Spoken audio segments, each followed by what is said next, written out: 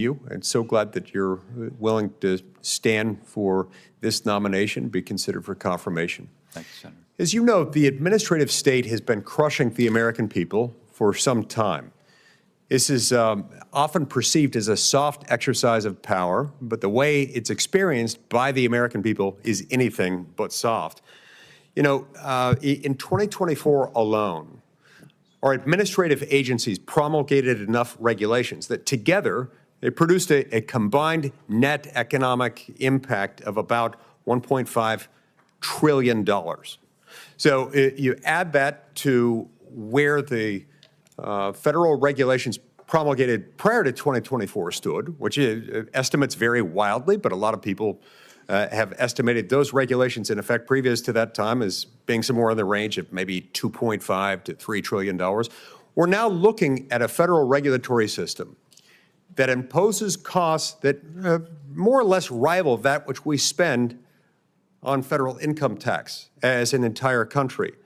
These are laws made by men and women who, as well educated, well-intentioned, hardworking, and highly trained as they might be, don't work for the American people. They're lawmakers who are never elected. Now, my copy of the Constitution in Article 1, Section 1 and in Article 1, Section 7 makes clear you cannot make a federal law unless you follow the formula. And the formula goes something like this.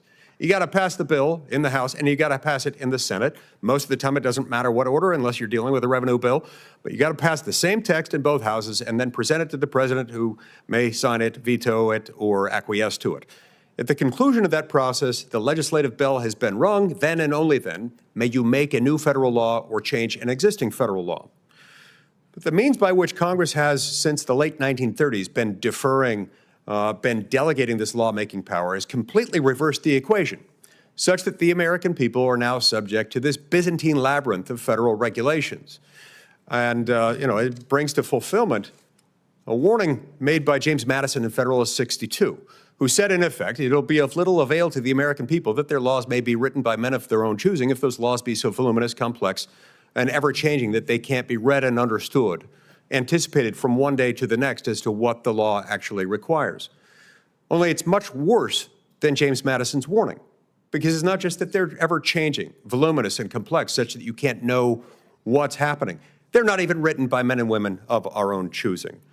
Now, in my view, this calls out for aggressive reforms, including but not limited to, but definitely including the REINS Act, regulations from the executive in need of scrutiny. The REINS Act would require essentially what Article 1, Section 7 already compels us to do, which is before you create a new affirmative legal obligation applicable to the public, enforceable on the public, at the risk of losing life, liberty, or property for failure to comply, that you've got to run these through the legislative formula prescribed by Article 1, Section 7. Mr. Bishop, I'd like to know your views on the REINS Act and how the White House and Congress can work together on regulatory reform more broadly. Thank you, Senator, for the question. And I will say that anybody who hadn't had the experience needs to come and sit with you in your office where you see that massive, I guess they call it a bookshelf, filled floor to ceiling, floor to top with paper that represents the regulatory output last year, and then see what Congress passed as a small stack on top. And that, I'm not sure I've ever seen anything that, in fact, it took me by surprise when I met with you that it so well captures how out of control the regulatory state's massive output of law is. And yet those were regulations. I mean, on top of that, you got guidance and official, unofficial statements that get out on websites, all of which can be the source of enforcement by those self-same agencies in which they make the law. They act as the judge and jury also for everybody out in the society. I guess I'd say a couple things, Senator. President Trump has, as you know, his own plans to reform the regulatory state. He's talked about the take 10 regulations down for every one that comes along. The Office of Information and Regulatory Affairs, OIRA at OMB, will be at the heart of that effort, and I look forward to participating very much in that. As a member of Congress, I was very much in support of the REINS Act.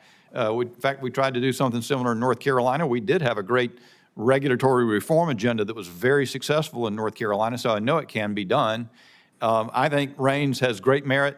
think but of course, what the president's priorities are where I will spend, where I'll focus as Deputy Director of OMB. I appreciate that, Mr. Bishop, and I see my time's expired. I'll add here just that, I too cheered last night when President Trump talked about one in, 10 out. That's fantastic. That buys us food for a day, or at least 4 years. In order to have a sustainable supply of liberty, we need legislative reform, permanent structural reform. And in my view, the best way to make that happen, maybe the only way to make it happen, is to attach it to a must-pass vehicle. I think the most fitting pairing would probably be a debt ceiling bill. I believe Congress should not enact legislation suspending or increasing the debt ceiling without attaching the REINS Act, and I hope that you and the White House will support that. Thank you, Mr. Chairman. Thank you, Senator. Senator Van Hollen.